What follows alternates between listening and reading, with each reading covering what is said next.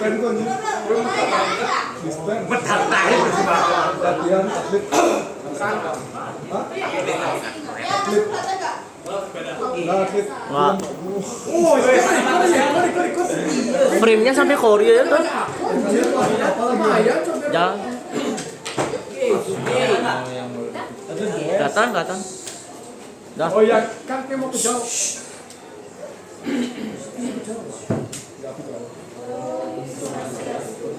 Selamat pagi teman-teman. Jadi di sini kami dari kelompok akan mempresentasikan terkait transport elektron dan chemiosmosis. Sebelum itu izinkan kami memperkenalkan diri terlebih dahulu.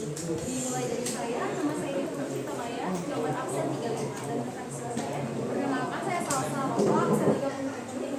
Perkenalkan nama saya Adinda Sarasita, absen 21. Nama saya Suara Putra, absen 31. Nama saya Suara Putra.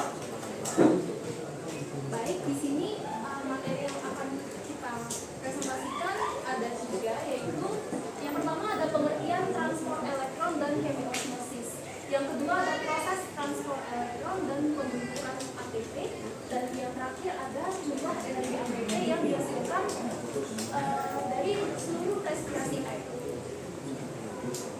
Untuk bagian selanjutnya akan dijelaskan oleh rekan saya. Jadi di sini yang pertama itu ada transport elektron. Jadi transport elektron ini merupakan tahap terakhir pada respirasi sel. Proses ini daripada mitokondria. Di tempatnya itu pada bagian membran dalam mitokondria yang disebut krista. Sebagian besar ATP ini dihasilkan pada tahap hidrasi. Jadi transport elektron dan chemiosmosis merupakan suatu proses diproduksinya ATP dari NADH dan FADH2 yang dihasilkan dalam proses glikolisis, dekarboksilasi, oksidatif, dan siklus Krebs. Lalu selanjutnya itu ada chemiosmosis, itu merupakan proses difusi ion melalui membran semipermeabel yang menuruni gradien elektron. Nah, proses ini merupakan mekanisme penggabungan energi yang tersimpan dalam bentuk gradien H+ untuk menggerakkan kerja seluler. Chemiosmosis ini juga merupakan proses penting dalam respirasi seluler dan proses sintesis karena memungkinkan produksi adenosin trifosfat dan sebagainya. Baik, adapun proses transport elektron ini terjadi di dalam salah satu organel di dalam sel kita, yaitu mitokondria, yang tepatnya pada bagian krista.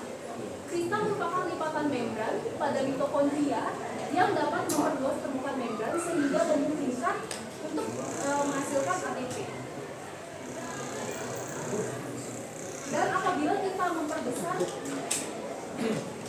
bagian krista, maka kita akan melihat ada bagian yang pertama phospholipid bilayer, kompleks protein 1, ubiquinon, kompleks protein 2,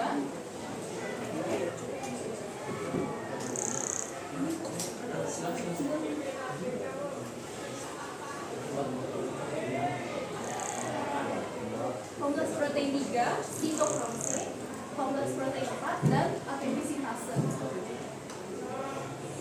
Dan adapun fungsi atau pengertian dari ubiquinon ini adalah ubiquinon merupakan senyawa organik yang terdapat pada membran plasma yang berfungsi sebagai antioksidan dan dapat membantu produksi ATP pada rantai transport elektron.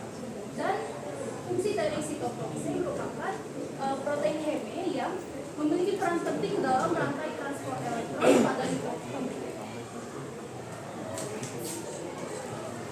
Dan di ruang antar membran ini akan terjadi proses rantai transport elektron, atau terjadi transfer elektron dari satu protein ke protein lain, dan oksigen atau O2 bertindak sebagai penerima elektron terakhir untuk membentuk H2O atau sebagai akseptor. Dan untuk membentuk ATP kita membutuhkan yang namanya itu NADH dan FADH. Dan di dalam mitokondria itu sendiri akan terjadi reaksi fosforilasi oksidatif atau proses yang terjadi di mitokondria untuk menghasilkan ATP. Jadi satu NADH itu memiliki 3 ATP dan satu FADH itu memiliki 2 ATP. Untuk bagian proses transport elektron akan dijelaskan oleh rekan saya. Maksudnya apa sih ya? Nah, baik, jadi di sini saya akan menjelaskan proses transport elektron, yaitu proses diubahnya NADH menjadi ATP. Nah, jadi NADH ini akan diuraikan dulu menjadi NAD+. Kemudian elektron hasil reaksi ini akan dibawa menuju kompleks protein 1 ke ubiquinon. Nah, ketika elektron ini melewati kompleks protein 1, ini akan memicu dipompanya ion H+ menuju ruang antarmembran. Nah, dari ubiquinon, elektron akan kembali dibawa ke sitokrom C melewati kompleks protein 3. Nah, ketika elektron ini melewati kompleks protein 3, ini juga akan memicu dipompanya ion H+ ke ruang antarmembran. Nah, kemudian dari sitokrom C, elektron akan dibawa ke matriks mitokondria melewati kompleks protein 4. Nah, ketika elektron ini melewati kompleks protein 4, ini juga akan memicu kembali dipompanya ion H+ ke ruang antarmembran. Nah, selanjutnya elektron ini akan diterima oleh molekul-molekul oksigen yang berikatan dengan 2 ion H+ dan membentuk H2O. Nah, bisa kita lihat di sini ada 3 ion H+ yang terbentuk. Nah, ketiga ion ini akan kembali menuju matriks mitokondria melewati enzim ATP sintase. Jadi ketika ion-ion H+ ini masuk menuju enzim ATP sintase, ini akan memicu diubahnya ion-ion H+ ini menjadi ATP. Nah, jadi dapat kita simpulkan bahwa 1 NADH itu sama dengan 3 ATP.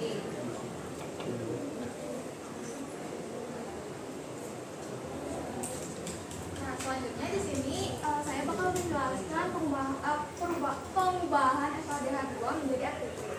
Sebenarnya hampir mirip sama yang NADH yang dijelaskan singkat ini, tapi berbedanya FADH yang sudah diuraikan menjadi FAD ini bakal masuk ke kompleks protein kedua, di mana kompleks protein 2 ini dia tuh nggak bisa memompa kayak kompleks protein 3 maupun 2. Jadi dia langsung ke ubiquinon. Nah, dari ubiquinon ini bakal ke kompleks protein 3 yang baru bisa menyebabkan dia tuh terpompanya ion H+.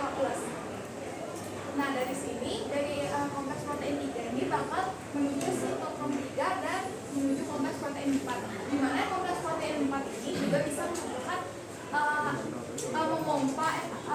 memompa ion H+. Nah, dari kompleks protein 4 ini dia itu bakal ke O2, di mana O2 itu menjadi reseptor terakhir atau penerima terakhir, dan dia itu bakal menjadi H2O atau air. Nah, bisa dilihat kan dari hasil ini, jadi kan ruang antar membran sama matriks jadinya nggak seimbang tuh. Itu yang menyebabkan proses dari chemiosmosis ini, di mana hasil-hasil ion yang dipompa itu bakal berubah menjadi ATP di ATP sintase ini. Di ATP sintase ini dia tuh bakal berikatan dengan ADP dan juga fosfor, dan akhirnya bakal menjadi ATP. Jadi kesimpulannya di proses FADH2 ini bakal menghasilkan 2 ATP. Jadi FADH2 itu bakal menjadi 2 ATP.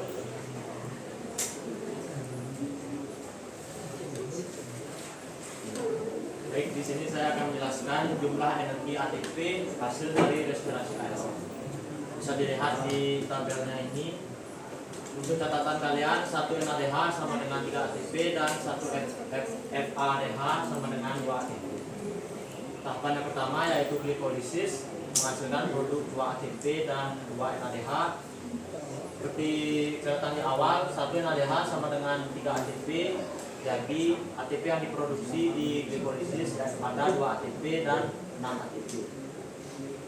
Lalu ada dekarbonasi oksidatif, menghasilkan produk 2 NADH yang sama dengan 6 ATP. Lalu ada siklus Krebs. Produk yang dihasilkan dari siklus Krebs tersebut menghasilkan 6 NADH, 2 FADH dan 2 ATP. yaitu 6 ADH sama dengan 18 ATP, 2 FADH sama dengan 4 ATP, dan 2 ATP. Jika ditotalkan akan menjadi 38 ATP. 2 ATP akan digunakan untuk menembus mitokondria pada tahapan glikolisis, sehingga pada akhirnya total energi yang diperoleh adalah berjumlah 38 kurang 2 yaitu 36 ATP. Baik, untuk memperjelas presentasi kami, izinkan kami memutar video model dari proses transfer elektron.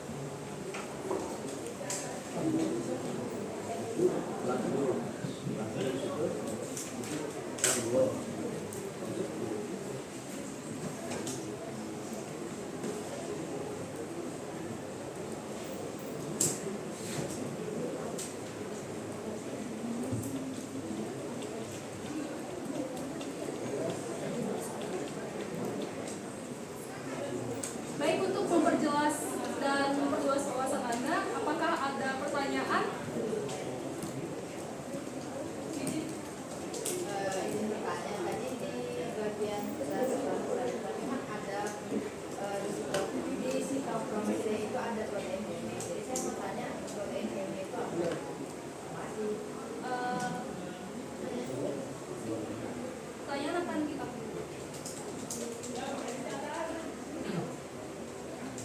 apakah ada pertanyaan lain?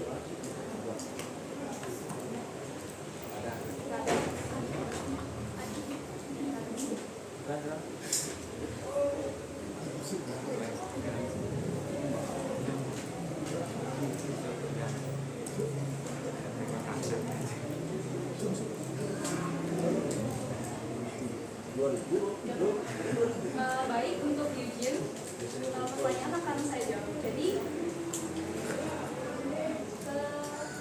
sitokrom C ya.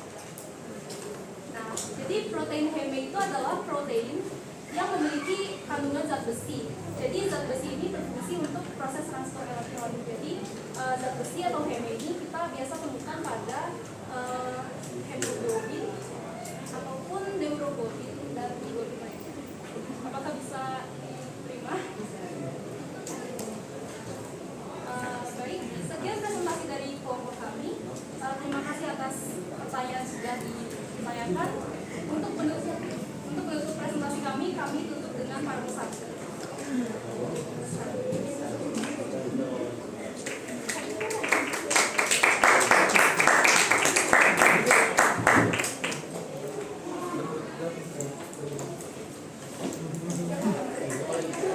siapa